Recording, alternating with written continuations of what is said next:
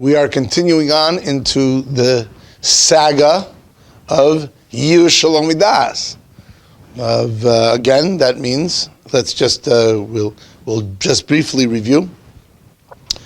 We had the machlokas. We started already a couple of times ago. We have the machlokas between Abaye and Rava about what happens when there is for sure Yiyush, but only in potential form.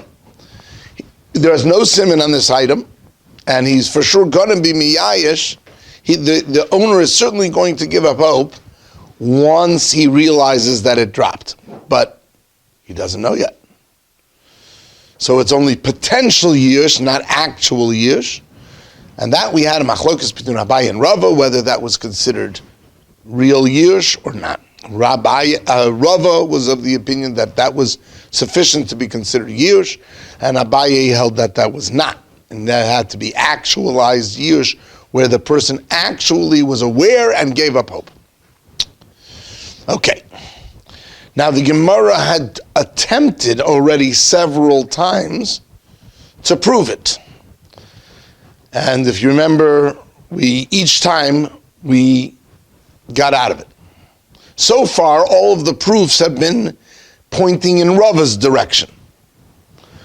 The Mishnah had said, if you find spread out produce, peiros mefuzarin, so harei elu shelo. So the Gemara says, well, why is that? According to Abaye, you shouldn't be able to do that. So if you remember, the Gemara says, Abaye is going to have to learn that it's referring to Machnashta Deveidari, right? The threshing floor, right? And therefore, there was not Yiyush Shalom Midas, that was intentional. Because once it was too far spread, for too much effort, for too little gain, then the original owner discarded it. And it was Hefker Midas, it was Hefker knowledge, with knowledge. So, leave that alone. Okay, that's no proof. Then the Gemara tried to prove it from the next part of the Mishnah, which is Matzamos Mefuzaris. You spread out coins, spread out money. So the Gemara says, according to Abaye, what was the excuse to take that? According to Abaye, maybe the guy doesn't know that it fell from him. To which the Gemara answers, a new concept. A person is common to feel his pockets, right? If he's carrying money, he'll feel his pockets all the time, and therefore we can presume that the guy will figure it out. And he will realize that he dropped that money very soon after he did so, and therefore when the finder finds the cash, he's allowed to already presume that the owner is aware of it and has actually been miyayish, right? And we found a similar kind of idea by igulei dvela and kikaros shel nachtom. Those were rounds of figs or cakes of figs and loaves of a baker. So the Gemara says, well, you're allowed to keep them. There's no siman. But according to Abaye, what was the heter to keep them? He doesn't know that it fell from him. So the Gemara gave it a similar answer. Also, because that they're yakiri, they're heavy, right? Because they're heavy and they're big and they're bulky, a person would recognize that it fell from him. So it's the same concept, same idea. And the Gemara, the last thing that we did last time was that Lishono Shel Argaman was also the same thing, which were strips of the purple wool, which apparently was a relatively common thing, but it was apparently choshev enough. The Gemara again asked the question, according to Abaye, you should not be able to keep them. After all, who said that he necessarily knew that it dropped from him? To which the Gemara says, Samnami over there also, Agav de Chashivi, since that they are chashuv, since they are valuable, Mishmushe mishmashmish behu, he's going to feel for them. He's going to feel in his pockets for them, etc. Okay, Avi, do you have the sheet and all that? Okay. The sheet. Or is it the same one as the first time? I'm not sure how far that first one went. So this will be okay. This will take care of this. This will help you out. We're about to do part 5. Okay, which is on page 4 on your thing. Okay, good. Okay. All right. So far, we've attempted several times to try to prove. All of the proofs have been seeming to favor Rava, but Abaye has successfully gotten out of each one of them, basically with this notion that if we have a right to assume that the person is aware, right, and will quickly realize that the item was dropped, so we have a right to presume that, and we have a right to presume that he will figure it out before the finder finds it, and that's the heter. That's the reason, right? That's the reason for money, that's the reason for something bulky, and that's the reason for something which is valuable. Okay? So far, so good.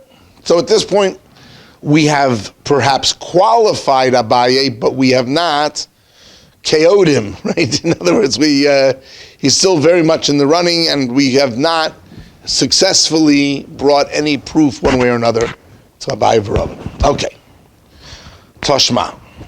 Got me? Part 5. So here's going to be the next attempted proof. And it is interesting to note that this is going down of sorts, because now we're going from a Mishnah down to a Brisa. I point that out because that is the normative way that the Gemara does things. Whenever you have a machlokas between Amoraim, between members of the Gemara will always try to prove it from earlier sources, and we go to the top source first, which is the Mishnah. If we are unsuccessful to bring a proof from a Mishnah, which we have been so far, so then we go to the second tier, which is Brises, right? So now the Gemara is going to Brises because evidently we do not have any more Mishnayos that indicate one way or another. Okay. So here's the Brisa. Hamotze Mos, one who, help me, finds coins. Good. Bevate Knesios. In shuls, bevate medrashos. In base medrash, okay, you find coins. In shuls, in bate medrash, uvechol makom, and in any place, sheharabim mitzuyin sham. That there's a multitude of people who is found there. In other words, there's always a crowd there. Okay? So here it is, you walk into a shul, there's always a crowd in the shul, there's always people around, milling around, there's base medrash, people milling around. You find coins. Says the Brisa Harei Elu Shalo. You're allowed to keep them. Harei Elu Shalo. You find those coins, you can keep them. Why? Mipnei, because Shahabalim Misyashim Mehem. Because the owners give up hope from them. Okay, interesting. So the Mishnah, the Brisa, says. I want to ask one question. So we talked about Yir, Shir, Shalom, Midas. So if someone loses something minor, he loses a dollar bill, obviously it would depend on, his resources. So if someone loses something very cheap, if you will, so he might be miyayish very early. But if he had a $10,000 or $20,000 watch, so he's not going to be miyayish. He'll go crazy looking for it, and he won't be miyayish. Will that affect the point at which someone can say that yish occurred? Okay, I don't know this. It was a discussion last time also that came up. Okay. Similar discussion. My belief is, I'd have to look at the poskim, to be honest with you. My sense is that the person is miyayish anyway. However, that he is willing to grope for straws. Okay? There's a difference between... If he lost $5,000 in a paper clip, comma, he ain't giving up. Well, the reason why he isn't giving up is because that he really, there's no logical reason why he should behind it. Psychologically, which might be Shalom Midas, he knows, but he's still... In other words... He's groping, yeah. He's willing, he's hoping for a miracle, right? He's hoping that he dropped this a while ago, right? He has no simon, right? He has absolutely no reason to assume that it's still there. But it's worthwhile to go back. Maybe a miracle happened. Okay, he's groping for straws, right? Okay. Anyway, so if the Lord very often will put him in the corner, then you'll see it. Okay. Oh, there's a story that happened that's supposedly one of the legends of Slobodka, that Rabbi Yaakov Kamenetsky once left Slobodka and he accidentally left his umbrella on the windowsill. Just I guess by the hook, by the handle, sat on the windowsill. It came out supposedly that 5 years later he had occasion to return to Slobodka. He hadn't been there in many years, right? And he returned to Slobodka and he found his umbrella still sitting exactly where he left it. Okay, I don't know about dusted off, but okay, yeah. That goes with the story. Oh yeah, he was dusted off. Okay. Okay. Yeah. Well. Okay. Yeah. Okay. Okay. In any case, so anyway, getting back to this brisa, the brisa says, so if you find these coins, you're allowed to keep them because the baalim are misyayish in him.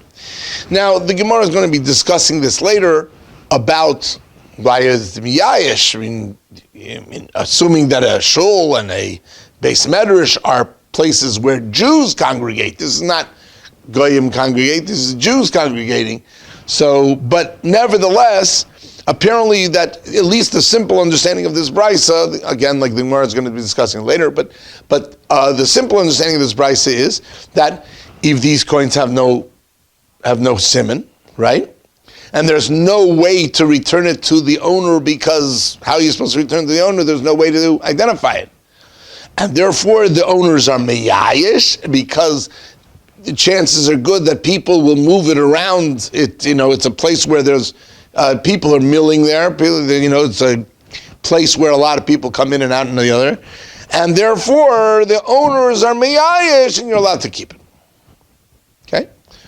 So the Gemara asks the kasha, the holo yodadina falmine, but he doesn't know that it fell from him. So the Gemara is asking the question, hey, according to Abaye, you should not be able to keep this, because the owner might not know that it fell from him. Okay, so I can see that Aaron is looking at me and saying, hey, I thought we answered this question already, right? Yeah. We just, did I read your face right?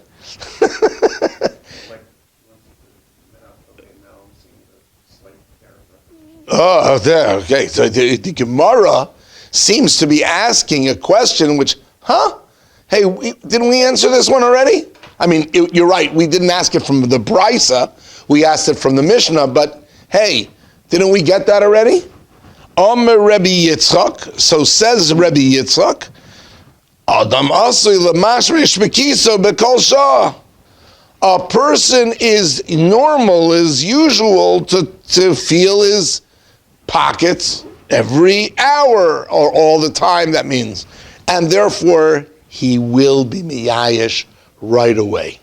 Good? So the Gemara seems to be like a little funny, no? It seems like the Gemara is asking a question which we already answered, right? We already answered that, right? Didn't we bring down in part 2 this very same question, except there we asked it from the Mishnah, right? So why are we asking it again? Good question. In addition to which, You said it earlier, right? You said it when we started this. You said it. well, that was the second attempted proof. No, but you said it when we just started. Now you said you couldn't show the prices, so now we're showing the. Couldn't frame it from the Mishnah, so now we're trying from a brisa. That's why the repetition. Oh, so the question is, but why ask a question that we already answered, right? I mean, it would seem that this is you listen to the question like, we already know this one, right? We already got out of this one, right? It's true that we were talking about the Mishnah before, but why would the Gemara even bother asking this question? Actually, that is not my kasha. It's Tosfos' question. Tosfos was bothered by why is it that the Gemara asks a question from this brisa when it would seem that this is the same answer that we just said before, Rabbi Yitzchak, right? That a person feels his pockets. Why are we asking again? Tosfos asked that kasha. And Tosfos asks a second question. Now this one you have to be a little bit more on the ball in order to pick up this question. So I refer you back to part 2. Look back in part 2, and if you look, we made slight mention of this in part 2, and now we're going to play it up. Okay? Let's go back to part 2 for a moment and see something curious. Okay? The Gemara asks the question, Toshma. Yeah, everybody with me? Toshma. Ma'os mefuzaros, scattered coins, are elu shalo. That's the Mishnah, right? Ma'os mefuzaros are elu shalo. Scattered coins, they're his. He's allowed to keep them. Gemara asks, hey, Amai, why is that? Halo yara denafal minei, but he doesn't know that it fell from him. So according to Abaye, he should not be able to keep the money, right? That's the Gemara's kasha. So the Gemara says, Hasam nami, there also, kid Reb Yitzchak. Like that of Reb Yitzchak. Now listen closely. Who said, the Omar, a person is common to feel in his pockets all the time. Hachanami. What does that mean? Hachanami. Here also, a person is common to feel in his pocket all the time. Okay, hold. Got to listen. Listen closely. What did the Gemara say? Gemara says, oh, the answer is like Rabbi Yitzchak, who says a person is common to feel in his pocket all the time. Here also, Hakanami, a person is going to feel in his pocket all the time. What's the here also? What does that mean? Buy coins versus other things, versus valuables. Well, that's a good guess. But the Gemara seems to be like he's saying, it's like that of Rabbi Yitzchak, kid Rabbi Yitzchak, like that of Rabbi Yitzchak. Guess what? Rabbi Yitzchak was not said on the Mishnah. He was said on the brisa that we just talked about. That's the original, right? The original source was this brisa. If you read the Mishnah, if you read the brisa says, one who finds coins in a Beis HaKnesses or a Beis HaMedrash, any place where people are milling around, the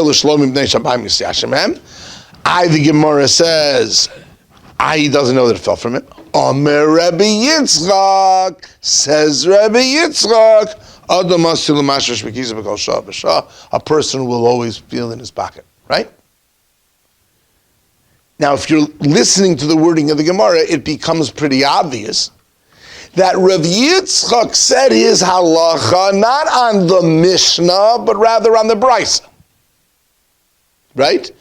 When we ask the question from the Mishnah, because we always ask the question from the Mishnah first, and only after we have basically used up any possible raya from the Mishnayos, then we go to Brises, right? We always go to the top tier possible raya, like we said. So when we talked about the Mishnah, we borrowed Rabbi Yitzchak, right? We sort of like said, oh, Rabbi Yitzchak said that on the Brisa, so we're going to say, oh, just like Rabbi Yitzchak said that on the Brisa about finding coins in a shul, right? So over here too, we're going to borrow that with Rabbi Yitzchak said, and now we're going to apply it to the Mishnah, right? If you're listening to the words of the Gemara, that's clearly what's going on.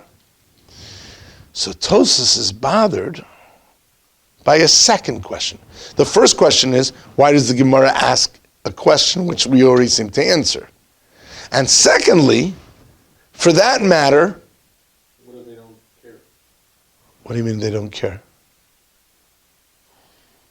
They don't observe the rules of things. I mean, if you're by Goyim, it's supposed to give you whatever. Oh, that's what you meant. Okay, I didn't understand what you mean. Okay, you're saying what happens if the people around there don't care? Well, you're saying that's because we can assume that they're not going to care or that they got moved around or something like that, and therefore the owner are miyayish. Right, but there's a difference between being in like an area that's, you leave something in shul, like most people leave their wallet in shul, they'll come back an hour later, their wallet will usually be there. Right, correct. The Gemara is going to talk about it later. In our shuls. Right, right. Okay, the Gemara is going to talk about it later. About, what happens leaving in a place where there's a lot of goyim or whatever it is. Yes, so correct. So just taking your wallet out and putting it on a table in a public place is not typically done, but it's done often in a shul or in an environment. right, correct. Yeah, where people are more trusting because people are more trustworthy. Correct. Yeah, but we're talking about, let's say you find money on the floor, okay, in a shul where there's a lot of people milling around. The halacha is, the Brisa says you're allowed to keep it because the owners are miyayish. So the Gemara asks that as a question on Abaye, and the Gemara answers Rav Yitzchak, right? Rav Yitzchak says a person will feel in his pocket, right? Now, so Tosfos is bothered by another question which is similar to the first one, which is, why did Rav Yitzchak say it on the Brisa? Why did he not say it on the Mishnah? You hear a good question? Do you hear? It's clear from the Gemara that Rav Yitzchak said, right, Rav Yitzchak said his halacha of Adam Muslim Lamashash V'Kisa B'Kol Shah on the Brisa, right? I was going to ask different. Why does it go with what he said on the Brisa and move on? Why don't apply it to the Mishnah also? Just assume it goes to the Well, we assume that it applies to the Mishnah because otherwise Abaye doesn't have the answer to the Mishnah, right? The Mishnah says you find scattered coins, you're allowed to keep it. According to Abaye, you shouldn't be able to. To which we said, the answer to that is like Rav Yitzchak said in the Brisa, so we can apply that to the Mishnah. Right, but why didn't Abaye just have that understanding anyway? Or, the Gemara is clearly going to have to understand that from the Brisa. I mean, the Gemara is elucidating this question on the Mishnah and bringing it out. But my question to you is, why did Rebbe not assume that everyone would know that this Brisa would apply to the Mishnah? Well, because... Well, okay. So you're asking the same question in different words, right? Basically, what you're asking is that the Gemara seems to be superfluous. The Gemara already took care of that in the Mishnah. But in addition to which, why did Rav Yitzchak say his halacha on the Brisa? It would have made more sense for him to say it on the Mishnah. It's basically the same question. The follow-on question is, so what? So he said on the Brisa, okay, move on. We don't need that on the Mishnah anymore because we know that the whole. Well, okay, we would say it on the Mishnah. The Mishnah is well known. Brisas are not necessarily as well known. Yeah. This is the rule in the thing. To get your name. Next to each other. Why is it 2 and 5? Why not bring the Brisa? Okay, because we exhaust all proofs from the Mishnayos first. Mishnayos, just to give you a perspective here. In order to be an Amora, right, and get your name into Shas, you had to know Mishnayos upside down, right side up, backwards and forwards. So forgive me for a minute. Everything. Aren't all the Mishnayos Brisas to begin with? No. Are they the Brisas that made it to the Mishnah? Well, yes, but but a group of brisos. Okay, we're going to take all these well-known ones. Now we're all those. okay. There was a large group of learning of which Rebbe Yehuda Nasi and his people, but he was the head editor. He created Mishnayos, right? Now, all the things that were not incorporated in Mishnah became lesser known, and those became. You see, that was. You have to understand.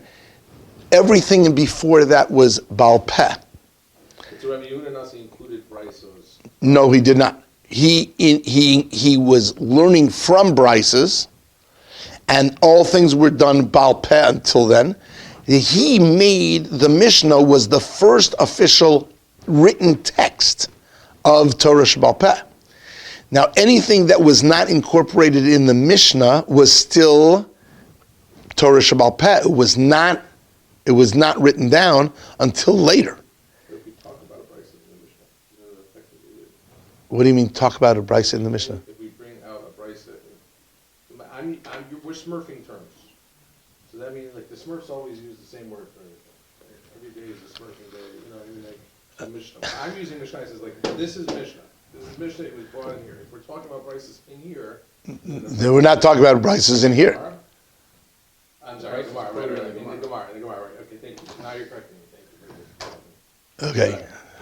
Okay. I'm not sure exactly. Gemara brings the brises to Gemara quotes brises, but not okay. That's right. Because I kept going back to the Mishnah of the beginning, and I'm thinking like. The Gemara quotes I mean, where the Gemara now. Right. The Gemara quotes brises left and right. That's right. And the Mishnah Right. that got included were from those that knew essentially all of the brises. All of them. Once the Mishnah was written down, that became the Torah Sheba'al Peh, basically, And right? when we do that upside down, I actually got into Gemara. Well, not that anybody who knew that upside down got into the Gemara. In order to get into the Gemara, one thing for sure, you had to know the Mishnah back and forth and upside down, right? You will not catch an Amora on a Mishnah. You might catch him on a Brisa, but you'll never catch him on a Mishnah. Because even an obscure deduction of a Mishnah, he'll know. If it was from a Mishnah, he'll know it. Right? A Brisa, maybe not. Okay? So the question again comes back. Tosas is bothered by this question. Why did Reb Yitzchak refer to the Brisa rather than to the Mishnah? It would seem that logic should dictate that he would talk about the Mishnah. I mean, after all, you need to say that for the Mishnah anyway. Right? So Tosas gives a dochik teretz, but Tosas says like this. He says, probably because that the brisa, which is common, is more specific. The brisa says it outright. The brisa says in very clear terms, if you find money in a shul or in a beis medrash, anywhere that there's a group of people, large people milling around, you're allowed to keep it mipnei shahabal misyashemhem, because the owners give up hope. The brisa says it very clearly, black and white. Okay? The Mishnah only said, if you find scattered coins, you're allowed to keep it. Now, the Mishnah, even though that that the real reason for the Mishnah is the same, right? Because the owners will know that it fell out of their pockets, etc., and give up hope. But since the Mishnah is not as explicit, Rav Yitzchak, says Tosas, Rav Yitzchak decided he was going to put his words on the Brisa rather than the Mishnah, because the Brisa says explicitly, black and white, it's because the owners give up hope. And then Rav Yitzchak says the owners give up hope. Well, who says the owners even know that it fell from them? So Rav Yitzchak says, because people fill in their pockets and they'll know. And that is, says Tosfos, that's the reason why Rabbi Yitzchak chose to put his words on the Brisa as opposed to the Mishnah, which was not so explicit. And that's why when the Gemara in part 2 asks from the Mishnah, which makes sense, Avi, because we always ask from the top tier of proof first, right? A Mishnah outguns a Brisa, so to speak, right? Therefore, we're going to ask from the Mishnah. But Rabbi Yitzchak was not referring to the Mishnah. We're going to borrow Rabbi Yitzchak from the Brisa to explain our Mishnah. But the reason why Rabbi Yitzchak was on the Brisa rather than our Mishnah is because the Brisa was very clear, very explicit, and that's why he chose to talk about the Brisa rather than the Mishnah. So if he had chosen to speak about the Brisa and not the Mishnah, is it glot? It's glot. Apply that to the Mishnah? Yes, it's glad to apply it because it's the same principle. The reason why he didn't say it straight on the Mishnah, which would make logical sense. Hey, talk about a Mishnah. Why are you talking about an obscure brisa? Talk about the Mishnah. Everybody knows the Mishnah. The answer is because the brisa is more explicit. Because the Mishnah, who knows, you could come up with some other reason which has nothing to do with Yush, maybe. I don't know. The Mishnah is unclear. The brisa says explicitly the reason is because they were miyash. And that's why Rabbi Yitzchak decides to put it. This isn't my Torah. Tosas says this, right? Tosas says that's the reason why Rabbi Yitzchak was referring to the Brisa and why the Gemara had to borrow Rabbi Yitzchak from the Brisa in order to answer the Mishnah. Got it? Clear? But the reason why I'm making a big point out of this is because that you have to listen to when the Gemara says something. And if you're listening in part 2, it's clear. Over there, it's like that of Rabbi Yitzchak, who says a person feels in his pocket. Hachanami, here also a person will, right? If you're listening, you see that the Gemara is clearly borrowing the same concepts from Rabbi Yitzchak, but he didn't say it on his. He said it on something else. Now we found where he said it, right? You follow me? We're borrowing it. I'm pointing out that just means gotta listen well. When the Gemara says something, don't just brush it under the rug. The Gemara says it, the Gemara is pretty particular about how it says things. And that it's an important thing just to listen carefully when the Gemara says something, listen, right? I have a line, they used to say a commercial for E.F. Hutton, right? When E.F. Hutton talks, people listen, right? So a playoff of that is, I used to say, when Rashi talks, listen with both ears, right? Listen closely, because if you're listening closely to what Rashi says, right? Yeah, you'll pick up things, because Rashi doesn't just say things. Rashi says them for a reason. So if you're listening carefully to what Rashi says, you'll pick up things. So, but you have to listen carefully. So that's certainly true of the Gemara as well. Okay, good. Part 6, next proof. All right, now this proof will require just a touch bit of preface here, just to make sure that we are on the same page in terms of definitions here and understandings. This brisa, is going to be talking about leket. Okay, leket. What is leket? Okay, so there's such a thing as matanos lanim. There's presents to the poor. If I'm a farmer and I am, let's say, I'm harvesting my wheat field, right? So there are certain things that the Torah obligates me to leave over to the poor. One is payah. Payah means I have to leave a corner of a portion of a field. The last portion of my field is supposed to be left unharvested, and let the poor of the town come and take it, and that way I'm supporting the poor of the town. Another one is a leket. Leket is the more famous one. Whereas in the old days, they used to, harvest everything by hand, right? They didn't have carbine harvesters like we have today. So how did they do that? So you hired some farm hands and you harvested in the old-fashioned way, which is you grabbed, a few sheaves of wheat in your arm, took your sickle, cut it down on the bottom, you pulled out one of those and you wrapped it around and made a little bundle and on to the next one, right? If you're good at it, you can do it pretty quickly, okay? After the first couple hundred, I guess you get good at it, right? Okay, now that's the... What happens if one of the sheaves fall? Or actually, two of the sheaves fall? Okay, so the halacha is... Right, correct. Good. So the halacha is that if one or two fall, so then the farmhand must leave it. That's called leket. As soon as it falls, it automatically becomes the ownership, becomes owned by the aniyim, by the poor, right? The Torah automatically designates this as for the poor. So, by the way, this means... Right? Meaning you're saying it just if it falls, not if they forgot. Right, I'm not talking about forgetting. I'm talking about if it fell. So it's sitting there, right there in front of him, right? He just took it out and one fell out of his hand, right? So the halacha is, a person who's a farmhand in Eretz Yisrael in the old days had to be a Yarei Shemayim. He had to have a little bit of Yarei Shemayim, and he had to know halacha.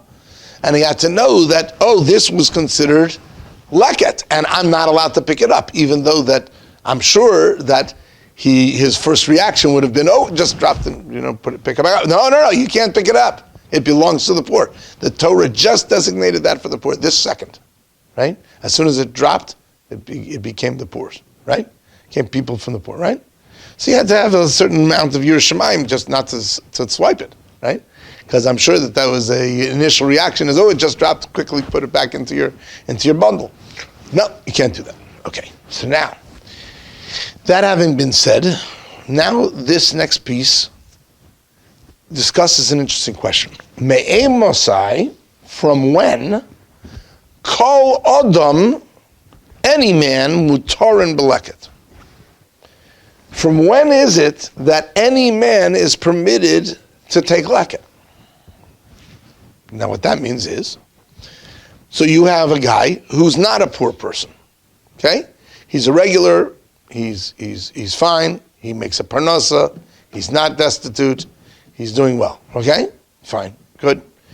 He's walking through a field and he sees a sheave sitting there on the floor, which is clearly leket. Somehow it escaped the aniyim's eye, and now there's a piece of leket sitting there. Is he permitted to take it? So it has to do with whether or not the aniyim had time, right? Oh, very good. To have been an official part of it. Oh, okay. And Just fallen, that it wouldn't count yet. good. The aniyim wouldn't have come yet because they wouldn't have assumed it was harvested. Good. Correct. Now, the question now is, Me'e Mosai, from when is it that it's a kol adam mutar beleket? When is it that anybody is permitted to have leket, to take the leket? Okay? Basically what that means is, remember, this leket became designated for the poor the second that it hit the ground, right? Now, if anybody, the farmhand, or for that matter anybody else, who would take that illegally, he would be in effect a ganav from the aniyim, right? The collective body of poor people, right? So when the Mishnah or the Brisa is now asking the question, from when is it that a person who is not an ani is permitted? Basically, what you're asking is, when do the aniyim give up hope on it, and thereby it becomes hefker? And therefore, anybody, even if Joe, what's his name? Joe Bezos, what's his name? Jeff Bezos, right? Even if he would walk by, he would also be permitted to pick up the leket. It would seem that we post all the aniyim leaving. Oh, okay. So very good. So the Gemara says, the Brisa says, Mishayilchu b'hanemushos. When the nemushos have walked through there. When the nemushos have come through, then everybody can take it. Why? Because at that point, the aniyim are going to be miyayish. The aniyim have given up hope on ever getting it, because once the nemushas have come through, for sure there's nothing left, or at least so they think. And if this thing ends up somehow managing to escape the nemushos' view, right, So you can keep it, because then already they gave up hope. And they presume it's not worth trying even to look for it, because for sure it's not. No, there's nothing there, right? It was a pipe. It was like the candy. I don't know. Sort of. Okay, whatever. I mean, it talks about it, right? The Mishnah talks about, like, should I divide it up evenly, or should I make them? They have to. They can take right. They're right. They're The kid gets more candy. right. That's right. They can take it on their own. So the Gemara says v'amrinan, and we say, this is like a sard bar here, v'amrinan, and we say my nemushos. What are nemushos? It just says when the nemushos walk through. And what are these nemushos? Asks the Gemara. That's a terminology the Mishnah uses or the Brisa uses. What does it mean? Nemushos. What are those? The Omer Rabbi Yochanan, and Rabbi Yochanan says, Sabe. That's a Aramaic word that sounds similar to the Hebrew word Saba, an old man. So Sabe, the older men, the Azli, that they go Atigra, that they go on canes, they go on with sticks, which means, he's an Alta Yid, he's walking around with a cane, right? He's going to go pretty slow. He's not going to be running because he can't run. So therefore, he's going to pick up everything because he's going slow and meticulous. He's not in a rush because he can't rush, right? And therefore, he's going to pick up all that stuff. Okay? So Rabbi Yochanan says it's an old man who's going, the old man. When the old men have gone through this field, so then the rest of the aniyim say, forget it. There's nothing left, right? It's not even worth looking, right? There ain't nothing left. If somehow, perchance, that somehow this sheave had escaped their eye and it's still there, even Jeff Bezos can pick it up, right? Because they're miyash. That's Rabbi Yochanan's take on the word nemushos. Reish Lakish says, Rabbi Yochanan and Reish Lakish were brothers-in-law, and they often argued in the Gemara, right? They were great brothers-in-law. They always argued. Reish Lakish says, he has a little different take on what nemushos means. Likute, gatherers, basar likute, after the gatherers. Which means the second shift. Once the first shift of poor people have gone through and taken their leket, and now a second shift has come through and now picking up any whatever leket may have escaped the first shift. We're not going to fight everybody. Right. You guys kill each other. When you're done, I'll pick up whatever. Okay, right, okay. And now, once the second shift is done, that's what nemushos means according to Reish Lakish. It means by that point in time, everybody is, whatever is there is most likely gone, and then all the rest of the aniyim will have been miyayish, and therefore anybody can pick up that stuff. If there is anything left, someone can pick it up, right? Because the aniyim are going to be miyayish. Good? Okay, now, so says the Gemara. Now those are the facts on the ground. That's what the Brisa says. Once the nemushos have gone through, anybody can take it, even Jeff Bezos can take it. And we have a machlokas between Rabbi Yochanan and Reish Lakish. What exactly is the definition of nemushos? But at the end of the day, it's pretty similar. The idea being that once that has happened, whether it means the old men are going through, or whether it means the second wave of aniyim are going through, but whatever it is, whenever that happens, it's almost for sure that there's kimat nothing left in the field, and once that hits, then the aniyim are miyayish, and therefore anybody can take it. Okay, that's the facts. Okay, now, up till now has been the Brisa and the explanation of the Brisa. Now let's ask the Gemara, v'amai. But why is that? Now here's an interesting question. Nehi, albeit or although the aniyim the hacha, that the poor people of here, meaning of this town, miyayishi, they are miyayish. It's true. Because the aniyim in this local town, we'll call it Pinsk. The aniyim of Pinsk, okay, they're miyayish because they know that all the aniyim have already gone through the second wave, or the old guys have already gone through, so they already done. There's nothing left. Good. So the aniyim, the local aniyim in Pinsk, they understand that okay, there's nothing left, so they're miyayish.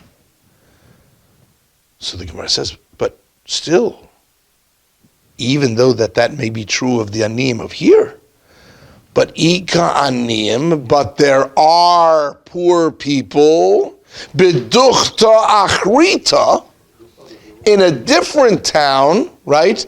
Let's call it, you're not okay, huh? Minsk, right? The Minsker aniyim, right? No, the lo miyayishi, they're not going to be miyayish. In other words, the poor people in Minsk don't know that the old guys or the second wave of aniyim have gone through all the fields in Pinsk, right? And so, no. So how are they supposed to be miyayish? Now remember, the collective ownership of the aniyim is not just to the local aniyim, it's to all aniyim. Anyone who qualifies as a bona fide ani, right? We don't have to discuss what a bona fide ani is. The Mishnayos and Masechta Peah talks about that. Okay, but whatever is your qualifications for being a bona fide ani, you have a right to that stuff. It doesn't make a difference whether you live in Minsk or Pinsk or Baltimore or the North Pole. You have a right to that stuff, right? These laws are done in Eretz Yisrael, yes. But I mean, So what if non-Yidden lived there were okay. Well, theoretically, we're talking about with Yidden, but theoretically, a non-Yid, the Torah does not give a specific halacha to support non-Jewish poor. The Gemara says that you should do it if they ask you because of Darkei Shalom. If they come, you should not chase them away, right? Because of Darkei Shalom, because of ways of peace. The Torah does not obligate you to give to support the poor of the Goyim, right? But it's not a crime for them if they're true Aniyim. Right, they're correct. It's not a crime, and it's what's more than that. You shouldn't shoo them away, and if they ask for money, you should give them, not because you are obligated because of tzedakah, but rather because of Darkei Shalom, because of ways of peace, right? You shouldn't specifically, try to antagonize people. Yeah. But the nafkamina would be between Jews and non-Jews is if it's either the Sabbath the Tivrei of your city or the other city, and the Jews, and they finished, and there's some Eino Yehudim on the way, then it should be mutter l'kol adam. Okay, correct. And it's mutter l'kol adam even if there aren't Eino Yehudim. The point is that you wouldn't have to wait for those. Right. Right. You don't have to worry about that. Bezos doesn't have to wait for the Aniyim. That's right. Correct. Well, Jeff Bezos doesn't have to wait for what? The Aniyim that are not Yidden. Right. Correct. Once the nemushos have gone through, whatever nemushos are, once they've gone through, you're allowed to take it. That's right. Now, so the Gemara is asking an interesting question. So again, the Gemara is asking a very interesting question. The Gemara is saying, now, according to Abaye, just a second over here, although that it may be true that the aniyim, the local aniyim, are aware of the fact that the nemushos, whatever that may be, right, according to Rabbi Yochanan, Rish Lakish, whatever, but the nemushos have already gone through, right? So they're true, they are miyayish, the locals are miyayish, true. But hey, what about the non-locals? They don't know what happened. They don't know when the nemushas have gone through. Now, it's true, if they would know, they would also be miyayish, because same thing, right? But Aren't but there they. some ground rules? Aren't there some? Oh, go 1 second. Hold on 1 second. So the Gemara is saying that it could happen. One field is done a week earlier, and the next field is done a week later. How are you supposed to know? No, I'm saying coming from another town over, right? Theoretically, aren't you picking a field like this field usually has the most like it? I'm going to stay here until they harvest versus Okay, that could be. That may be true. wandering around field. Right. Okay. Right. Trying to game the system. Okay, right, okay. What you're saying may be true, but it comes out that the Gemara is asking a very halakhic-oriented question. It's a lumdisha question. The Gemara is asking, why can a person, anybody, Jeff Bezos, pick it up? Now, just a second over here. You're telling me it's because of that once the nemushas have gone through, there's yush. But 1 second. There's a Yir Shlomidas here, namely, Aniyim from the other town, although that they certainly would be Miyayish had they known that the Nemushas had already gone through, but they don't know. How are they supposed to know, right? They don't know when the Nemushas have gone through, and they have a right to this thing.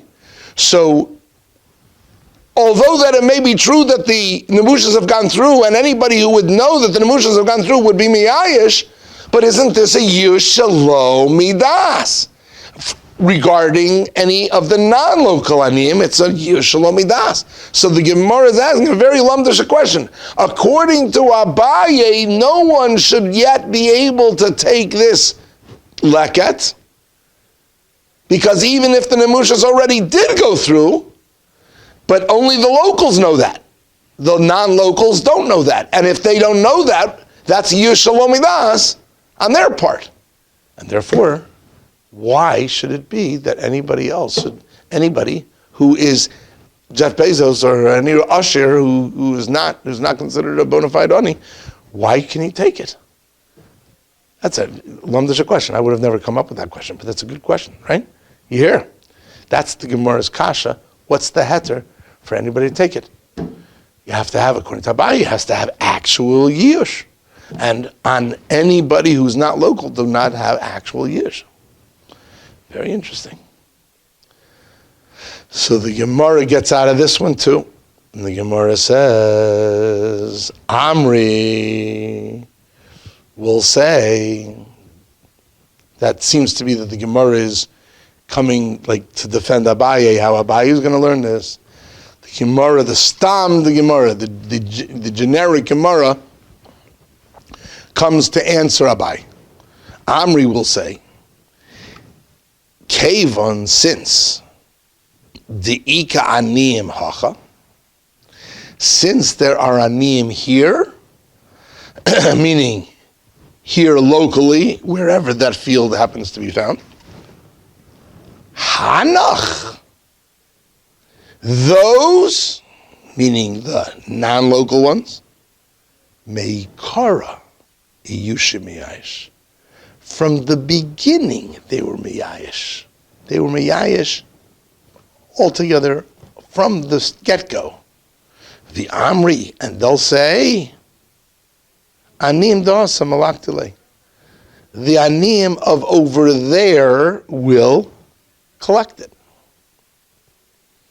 Now, put in simple English, what that means is, it's true that the local Aniyim know it and the non-local Aniyim don't. But says the Gemara, you don't have to worry about the non-local Aniyim, because the non-local Aniyim gave up hope from the very get-go. Long ago they gave up hope. Why? Simple.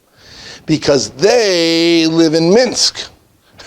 And this field is in Pinsk, right? And the Minsker Aniyim are going to say, I'm going to get anything from that field. That field is over in Pinsk. All the poor people in Pinsk are going to pick it up, right? We're not going to get there, right? That's not going to happen, right? We don't forget it, right? And they're not going to bother schlepping down to Pinsk to maybe get some of that, right? So therefore, they gave up hope from even before. They gave up hope from the very get-go. They never, ever figured on getting any of that stuff, right? The local people are going to get their stuff, and okay, we'll worry about our stuff, and they'll worry about their stuff, right? Okay, whatever. So therefore, right, so therefore, it makes no sense. Right, exactly. 3 towns over, 7 towns over. At what point is there not aniyim somewhere else? Well, right, exactly. So you were assuming that there's going to be aniyim someplace else, and therefore the aniyim in a different town are going to automatically be miyayish from the very beginning, right? And therefore you never have to worry about them. So the only people you have to worry about are the local aniyim. Oh, so the local aniyim will know when the nemushas have gone through, and then they'll be miyayish. So that's how Abaye is going to answer it. Okay, very good. So there's a clever, back and forth about were they miyayish? No, they weren't miyayish. They were miyayish from the very beginning, right? That's the discussion over here. According to Abaye, the discussion has to be when were they actually miyayish. Now, of course, I'll speak it out, but it's pretty obvious. Rava has no problem from this mission at all. Right? Rava, this mission is perfectly fine. Because according to Rava, as soon as the nemushas have gone through, right, then everybody's miyayish. We assume that there's not going to be that much anything left. So therefore, what about the other aniyim in some other town? That's Yush Shalom Midas. And that's Yush. Right? According to Rava, potential Yush is good enough. And therefore, hey, I don't have any problem with this. This is perfectly fine, according to me. It's only Abaye who has to do some shall we say, some dancing to try to figure out how come, what about the aniyim in the other city? Okay, so we answered it. Exactly. Potential versus actuals, right? So exactly. So that's right, exactly. So there it comes out like this. Every single proof so far has always favored Rava, but Abaye has an answer to every single one so far, right? We have yet to find a proof that favored Abaye. We'll get there. But at this point in time, all of the proofs seem to favor Rava, but Abaye has successfully gotten out of each one of them, right? I'll just end with a cute line that supposedly the Chafetz Chaim was to have said. I've heard it in the name of the Chafetz Chaim. He said, how come that poor people come to some other town, right? You get poor people from Eretz Yisrael who come to Baltimore, poor people from New York who come to Baltimore, poor people from Baltimore go to New York. So, why is that?